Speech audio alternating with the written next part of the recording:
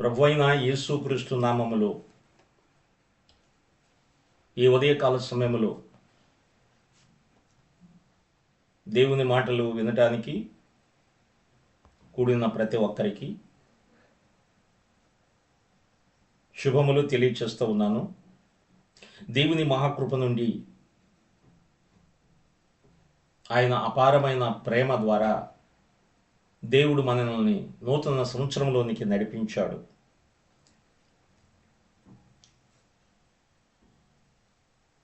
ఈ నూతన సంవత్సరం ప్రారంభించడానికి కారణాల గురించి మనము ధ్యానం చేస్తున్నాం. మొదటిగా నిన్నటి దినాన సంతృప్తికరమైన ఆయన పోషణ.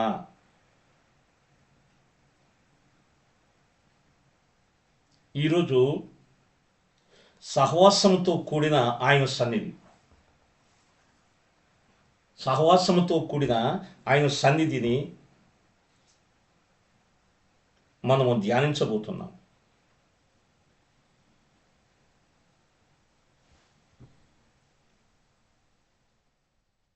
ది కంపానియన్షిప్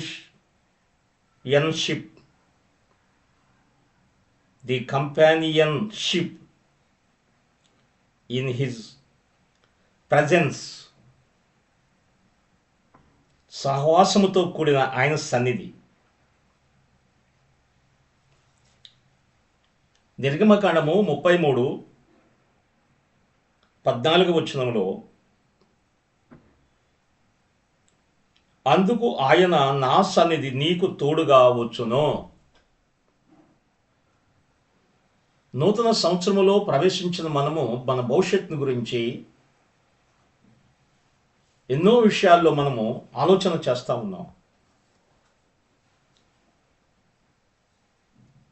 నూతన సంవత్సర ప్రారంభ దినాలలో మనము ఆర్థికపరమైన, రాజకీయపరమైన వాతావరణాన్ని, మరెన్నో ఇతర విషయాలను గురించి, ఇతర అంశాలను గురించి, భవిష్యత్తును గురించి అనేక మంది ఏమేమో చెబుతూ ఉంటాం, మనం చూస్తూ ఉన్నాం. యుద్ధాలు జరుగుతాయని, శాంతి నెలకొంటుందని, పేదరికమా, అభివృద్ధియా, పురోగతియా, తిరోగతియా అనే విషయాలు మనం అనేకము వింటూ ఉన్నాం. అయితే ఈ సమయంలో అందుకు ఆయన నా సన్నిధి నీకు తోడుగా వచ్చును. మోషే తన జీవితంలో ఆయన కోరుకున్నది ఏంటంటే, దేవా నీ సన్నిధి నాకు తోడుగా ఉండాలి, నీవు నాతో ఉండాలి అని కోరుకున్నట్లు మనం చూస్తున్నాం. ఈరోజు అంశాన్ని మరలా మనం ఒకసారి ఆలోచన చేస్తే, సహవాసంతో కూడిన ఆయన సన్నిధి. నూతన సంవత్సరములో మన ప్రారంభ దినాలలో క్రమముగా సహవాసంతో కూడిన ఆయన సన్నిధి మనము అనుభవిస్తూ ముందుకు సాగినట్లయితే ఈ సంవత్సరం మన జీవితంలో ఎంతో ఆశ్చర్యకరంగా ఉంటుంది. మోషే భక్తుడు కోరుకున్నట్లు నా సన్నిధి నీకు తోడుగా వచ్చినని దేవుడు చెబుతున్నాడు. మోషే ఏం కోరుకుంటున్నాడు? దేవా నీ సన్నిధి నాకు తోడుగా ఉండాలి, నేను ముందుకు వెళ్ళాలంటే, వాగ్దాన దేశంలో నేను ప్రవేశించాలంటే, ఈ ప్రజలందరూ నేను నడిపించి నేను వాగ్దాన దేశంలో నేను చేరాలంటే, ఈ ప్రజలందరితో కలిసి నేను ముందుకు వెళ్ళాలంటే నీ సన్నిధి నాకు తోడుగా ఉండాలి, నీవు నాకు తోడుగా ఉండాలి అని కోరుకున్నాడు. ఎందుకని ఆ మాట అన్నాడంటే, అక్కడ మనము మరి నిర్గమకాండం 33 అధ్యాయం మనం గమనిస్తే దేవుడు ఏమన్నాడంటే, ఈ ప్రజలను నీవు తీసుకుని వెళ్ళు, ఈ ప్రజల కంటే ముందుగా నేను దూతను పంపిస్తాను, వారు ఎవరైతే వీరిని ఎదుర్కొంటారో, ఎవరైతే వీరికి శత్రువులుగా ఉన్నారో వారందరిని కూడా జయించడానికి నేను శక్తిని ఇస్తాను, నా దూతను మీకు ముందుగా పంపిస్తాను, మీరు వెళ్ళండి, ఇక్కడి నుండి వెళ్ళండి అని దేవుడు తన ప్రజలతో చెప్తున్నప్పుడు మోషేకు చాలా బాధ కలిగింది.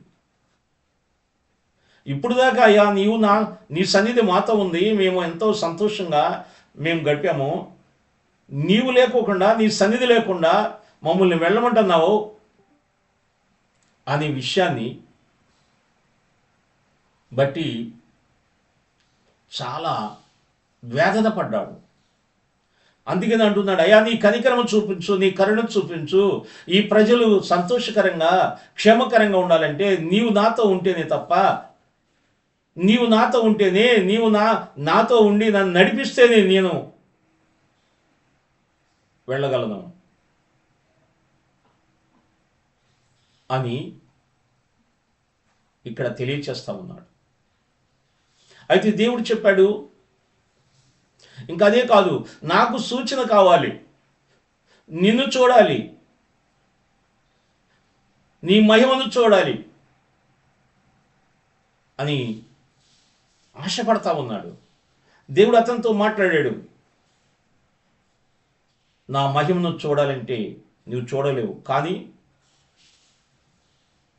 ఒక బండ ఉన్నది, ఆ బండ చాటున నీవు ఉండు, నా చేతితో నిన్ను నేను కప్పుతాను, కప్పి నేను వెళుతూ ఉండగా నా చేయి తీసిన తర్వాత నా వెనుక భాగాన్ని నువ్వు చూస్తావు, నా ముఖాన్ని నువ్వు చూడలేవు, నా ముఖాన్ని చూసినవాడు చనిపోతాడు అని దేవుడు చెప్పాడు. ఆ విధంగా మోషేను దేవుడు తన చేతిలో కప్పినప్పుడు దేవుడు నడుచుకుంటూ వెళ్ళాడు.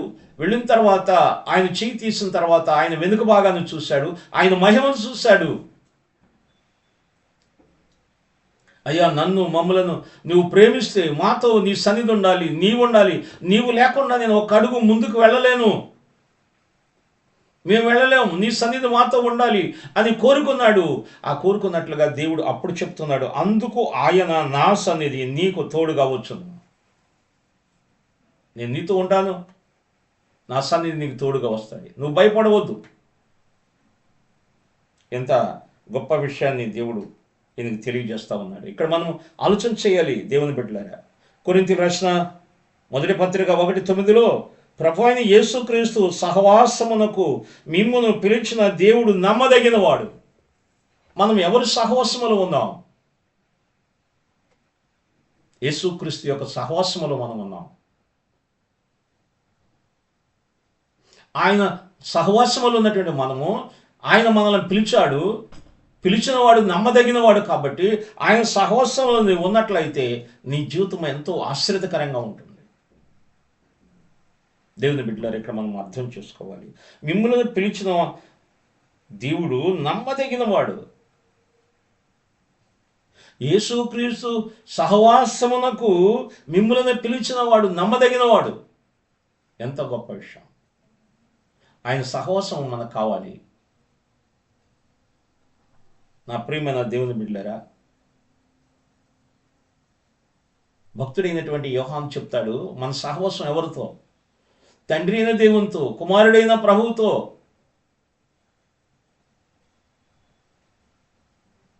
పరిశుద్ధాత్మ దేవునితో మన సహవాసం. అలాంటి సహవాసం మన జీవితంలో కలిగి ఉంటే మనము భయపడాల్సిన పని లేదు. సహవాసంతో కూడిన ఆయన సన్నిధి మనతో ఉంటుంది. యోబు గ్రంథము 22:21 దేవునితో సహవాసం చేసి చూడు, నీకు శాంతి కలుగుతుంది, నీతి మేలు కలుగుతుంది. ఆయనతో నువ్వు సహవాసం చేస్తే శాంతి, నీకు మేలు కలుగుతుంది. ఎంత గొప్ప విషయం!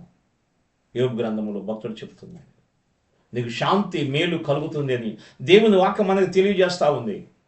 ఇంకా దేవుని బిడ్డలరా, నిర్గమం 33:14 మనం చూసినట్లయితే మోషే దేవుని సన్నిధి ఎక్కువగా ఆశించాడు. దేవా, నీ సన్నిధి నాతో ఉండాలి, నీవు నాతో ఉండాలి, నీ సన్నిధి నాతో ఉండాలని కోరుకున్నాడు, ఆశపడ్డాడు.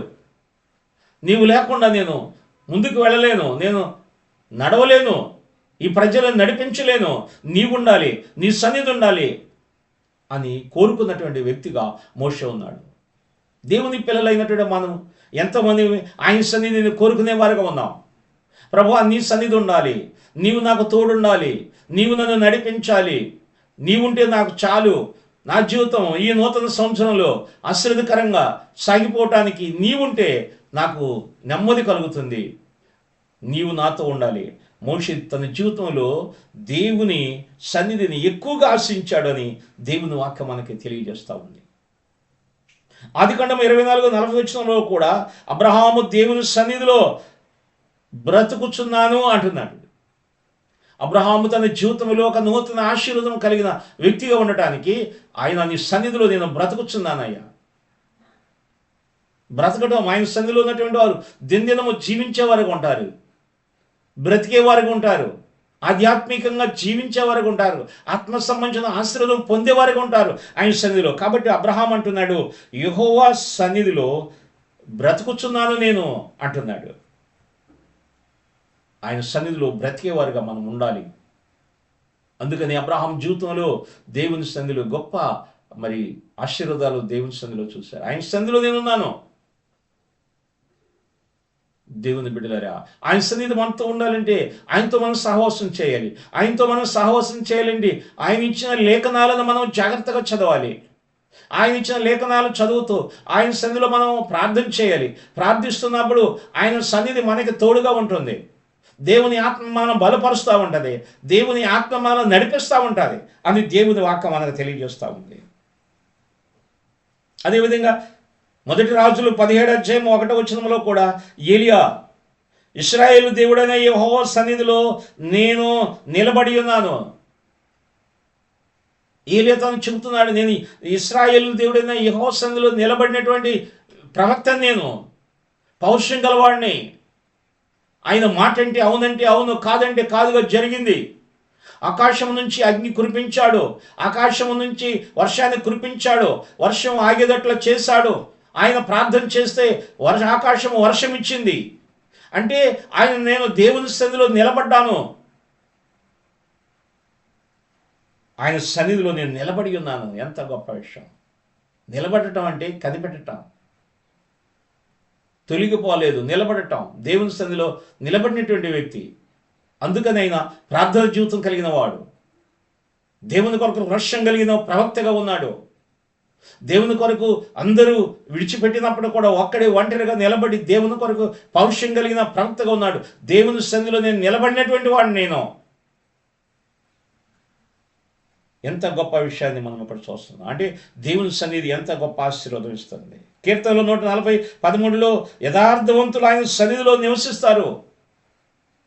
దేవుని బిడలారా, యథార్థత మనకు కావాలి. హృదయశుద్ధి గలవారు ధన్యులు, వారు దేవుని చూస్తారని వాక్యం చెబుతుంది. దేవుడు హృదయశుద్ధిని చూస్తున్నాడు. అట్లాగే యథార్థ హృదయులు అంటే ఎవరైతే హృదయంలో శుద్ధి కలిగి ఉంటారో, ఎవరి జీవితంలో యథార్థత కలిగి ఉంటారో, వారి జీవితంలో వారి యొక్క ప్రార్థనలు ఆయనకి ఎంతో ఇష్టమై, అందుకని యథార్థవంతులు ఆయన సన్నిధిలో నివసిస్తారు. యథార్థత అనేది మన జీవితంలో మనం కలిగి ఉండాలంటే అది క్రీస్తు ద్వారా, ప్రభు ద్వారా మనకి యథార్థత కలుగుతుంది. అనేక మంది పాత నిబంధన గ్రంథంలో భక్తులు ఉన్నారు, ఎంతోమంది యథార్థంగా భక్తిగా జీవించిన వారు ఉన్నారు. కానీ ప్రభువారు ఈ లోకానికి వచ్చి మానవుని జీవితంలో యథార్థత కలిగిన వారుగా మనము విశ్వాసులుగా మనం జీవించాలంటే ఆయన రక్తము ద్వారా మనం కడగబడినప్పుడు, ఆయన వాక్యం ద్వారా మనం శుద్ధీకరించబడినప్పుడు, ఆయన ఆత్మ ద్వారా మనము ప్రత్యేకించబడి నడిపించబడుతున్నప్పుడు యథార్థత కలిగి మనం ఉంటాం. ఆయన సన్నిధిలో మనము నిలిచి ఉంటాం, నివసిస్తాం. దేవుని వాక్యం ఏం చెబుతుందో మనం చూద్దాం. కీర్తనలో 105:4 యెహోవాను వెదకుడి, ఆయన బలమును వెదకుడి, ఆయన సన్నిధిని నిత్యము వెదకడి. దేవుని సన్నిధిని మనం వెతకాలి. పౌలు భక్తుడు కూడా చెబుతున్నాడు, ఆయన సన్నిధిలో మీరు బలం పొందాలి, బలవంతులుగా ఉండాలి. అంటే ఇక్కడ దేవుని వాక్యం ఏం చెబుతుంది? యెహోవాను వెతకండి, దేవుణ్ణి మనం వెతకాలి, యెహోవాను మనం వెతకాలి, ఆయన సన్నిధిని మనం వెతకాలి, ఆయన బలమును వెతకాలి, ఆయన బలాన్ని మనం వెతకాలి. ఆయన బలవంతుడు, ఆయన శక్తివంతుడు, ఆయన సన్నిధి మనం వెతకాలి. ఆయన బలాన్ని మనం పొందాలంటే ఆయన సన్నిధిలో మనం నిలబడాలి, ఆయన సన్నిధిలో మనం ప్రార్థించాలి, ఆయన సన్నిధిలో మనము నిలిచి ఉండాలి, ఆయన శక్తి పొందేంత వరకు ఆయనతో మనం నిలబడి ఉండాలి. అందుకని ఆయన అన్నాడు, ఆయన సన్నిధిని నిత్యము వెదకడి. ఒక్కరోజు కాదు, 2 రోజులు కాదు, ఈ సంవత్సరం అంతా కూడా మనము దేవుని సన్నిధిలో నడిపించబడి ఆశీర్వదించబడాలంటే నిత్యము వెతుకుతూనే ఉండాలి. వెతుకునే వారికి ఆయన దొరుకుతాడు. మనకు తెలుసు, అబ్రహాము తన జీవితంలో అనేక సార్లు దేవుని వెతకటం ప్రారంభించాడు. దేవుడు ఎవరు, నిజ దేవుడు ఎవరు అని వెతకటం ప్రారంభించాడు. వెతికిన తర్వాత కొన్ని దినాలకు, కొన్ని సంవత్సరాలకు దేవుడు తనతో మాట్లాడాడు. తన జీవితాన్ని జ్ఞాపకం చేసుకున్నాడు, తనను ప్రత్యేకించుకున్నాడు.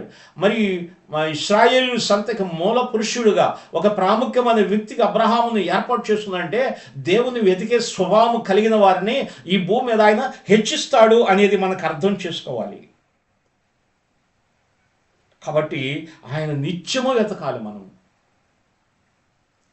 నిత్యము వెతికేవారుగా ఉండాలి. భక్తుడైన దావీదు చూస్తే దినమునకు 7 మార్లు దేవుని సముఖంలో ప్రార్థించాడు. దానియేలు చూస్తే దినమునకు 3 మార్లు దేవుని సన్నిధిలో ప్రార్థించాడు. అంటే ప్రార్థిస్తున్నప్పుడు ఆయన వెతకటం, ఆయన కొరకు కనిపెట్టడం, ఆయన బలాన్ని పొందటం, ఆయన శక్తిని పొందటం అనేది ఇక్కడ మనము అర్థం చేసుకోవాలి. దేవుని వాక్యం ద్వారా మనము చూస్తాం. దేవుని బిడ్డలారా, మత్తయి సువార్త 8:20లో కూడా ఉంది. 8:20 వచనంలో చూస్తే ప్రభువు తన సన్నిధిని ఈ సంవత్సరం అంతా మనతో ఉండాలని ఆయన కోరుకుంటున్నాడు. ఆయన ఉంచుతానంటున్నాడు, నా సన్నిధి నీకు తోడుగా ఉంటుంది అని ప్రభు తన శిష్యులకు చెప్పాడు. నా సన్నిధి మీకు తోడుగా ఉంటుంది, మిమ్మల్ని నేను ఒంటరిగా విడిచిపెట్టాను. ఆ ప్రియమైన దేవుని బిడ్డలారా, ఈ యొక్క ఉదయకాల సమయంలో మనం ఆలోచించుదాం. ఈ నూతన సంవత్సరంలో నా సన్నిధి నీకు తోడుగా ఉంటుంది. నీ వెళ్ళే మార్గాల్లో ఆయన తోడుగా ఉంటాడు. నువ్వు చేసే పనుల్లో ఆయన తోడుగా ఉంటాడు. నీ జీవిత యాత్రలో ఆయన తోడుగా ఉంటాడు. ఎందుకంటే ఆయన సన్నిధిని వెతికేవారు ఆయన ఎల్లప్పుడూ తోడుగా ఉంటాడు అని దేవుని వాక్యం మనకి తెలియజేస్తూ ఉంది. అందుకని మనము ఈ యొక్క రోజు సహవాసంతో కూడిన ఆయన సన్నిధి, ఆయనతో సహవాసం చేస్తే ఆయన సన్నిధి మనకు తోడుగా ఉండి ఆయన మనల్ని నడిపిస్తాడు. అనేక మంది భక్తులు ఆయనతో సహవాసం చేసి ఆయన కృపను వారు పొందుకున్నారు. నా ప్రియమైన దేవుని బిడ్డలారా, ఈ యొక్క సమయంలో ఈ మాటలను ఆలోచించాలి. ఆయనతో ఎవరైతే సహవాసం చేస్తారో ఆయన సన్నిధి వారికి తోడుగా ఉంటుంది. సహవాసంతో కూడిన ఆయన సన్నిధి ఆయన తోడుగా ఉంటుంది అని దేవుని వాక్యం చెబుతుంది. మోషే ఎక్కువగా దేవుని సన్నిధిని కోరుకున్నాడు. దేవుడు తనతో ఉండాలని కోరుకున్నాడు. తన జీవితంలో ఆశపడ్డాడు. తన జీవితంలో అదే కాకుండా మరి దేవునితో ముఖాముఖిగా మాట్లాడిన వ్యక్తి మోషే. అదే కాకుండా దేవుని చూసినటువంటి వాడు, ఆయన వెనక పార్శ్వమును చూశాడు. అదే కాదు, దేవునితో కొన్ని దినాలు గడిపినటువంటి వ్యక్తి, దేవుని సన్నిధిలో ఉన్నటువంటి వ్యక్తి మోషేని గురించి ఆలోచిస్తాడు. అందుకని మోషే తన జీవితంలో మరి దేవుని యొక్క ఆశీర్వాదం పొందినవాడు. మోషే నా ఇల్లంతట్లో నమ్మకమైన వాడు. మొదటిసారి ధర్మశాస్త్రాన్ని మరి పలకలను తీసుకొని రావడానికి వెళ్ళినప్పుడు 40 రోజులు దేవునితో గడిపాడు. తర్వాత మరలా రెండోసారి రాత్రి దేవుడిచ్చిన ఆ పలకలను పగలగొట్టి మరలా రెండోసారి వెళ్ళి 40 దినాలు దేవునితో గడిపాడు. దేవుని దగ్గరికి వెళ్ళకముందు ఆ కొండ ఎక్కుతున్నప్పుడు ఆయన 7 రోజులు ఆయన దేవుని సన్నిధి, ఆ మేఘము ఆయన ఆవరించింది అని లేఖనాలు కనపడుతున్నాయి. మేఘం ఆవరించింది. ఆ మేఘములో నుండి కొండ ఎక్కి దేవుని సముఖానికి వెళ్ళాడు. దేవుని సన్నిధిలో దేవుడు చెప్పే మాటలు విన్నాడు. దేవుని మాటలు మరి విని దేవుడిచ్చినటువంటి ఆ యొక్క మరలా మోషే తీసుకెళ్ళిన పలకల మీద దేవుడు వ్రాసి మరలా ధర్మశాస్త్ర ఆ యొక్క ఆజ్ఞలను ఆయన తీసుకొని మరలా కిందకు వచ్చినట్లు మనం చూస్తాం. అదే కాదు, మోషే దేవుని సముఖంలో నిలబడి క్రిందకు వచ్చినప్పుడు ఆయన ముఖము తేజస్సుతో నిండిపోయింది, ప్రకాశమానముగా ఉన్నది. అతడు ఈ లోకంలో ఒక ప్రత్యేకమైన వ్యక్తిగా బ్రతికాడు. ఈ సమయంలో సహవాసంతో కూడిన ఆయన సన్నిధి కావాలని కోరుకున్న వారు జీవితంలో ఎంతో ఆశీర్వాదాలు చూశారు. మోషేను గురించి విన్నాం సహవాసంలో, అబ్రహాముని గురించి విన్నాం ఆయనతో సహవాసంలో ఉన్నటువంటి వ్యక్తి, ఏలియాను గురించి విన్నాం ఆయనతో సహవాసం ఉన్నటువంటి వారిని గురించి. ప్రభువు తన శిష్యులకు, తన ప్రజలైన విశ్వాసులకు కూడా ఆయన అంటే, నేను మీకు తోడుగా ఉంటాను అని ఆయన చెప్పాడు. ఆయన మనకు తోడుగా ఉంటానని వాగ్దానం ఆయన చేశాడు. తన పిల్లలైన వారికి ఆయన తోడుగా ఉంటాడు అని దేవుడు ఆయన తెలియజేస్తున్నాడు. ప్రభు తన సన్నిధిని ఈ సంవత్సరం అంతా మనతో ఉంచుతానని అంటున్నాడని దేవుని వాగ్దానం మత్తయి సువార్త 28:20 వచనంలో మనం చూస్తాము. ఆయన సన్నిధి మనతో ఉండలేదని మనం కోరుకుందాం. ప్రార్థన. మహోన్నతుడైన తండ్రి, పరిశుద్ధుడైన దేవ, మహిమగల రాజా, నీ కొందనాలు.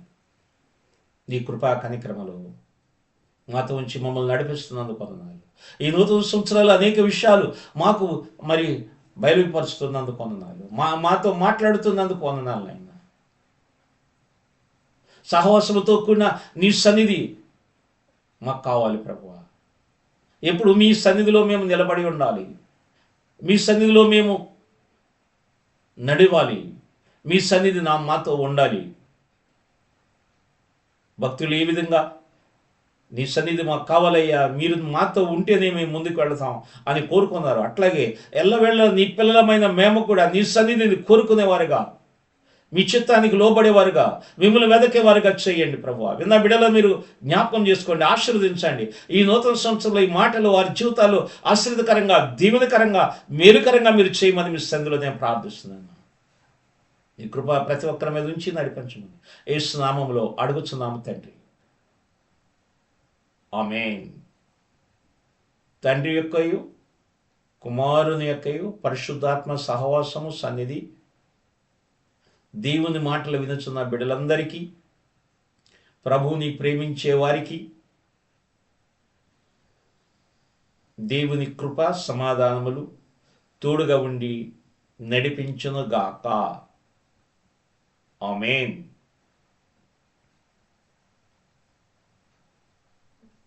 అందరికీ వందనములు. ప్రభువు మిమ్మలను దీవించి ఆశీర్వదించునుగాక. ఆమేన్.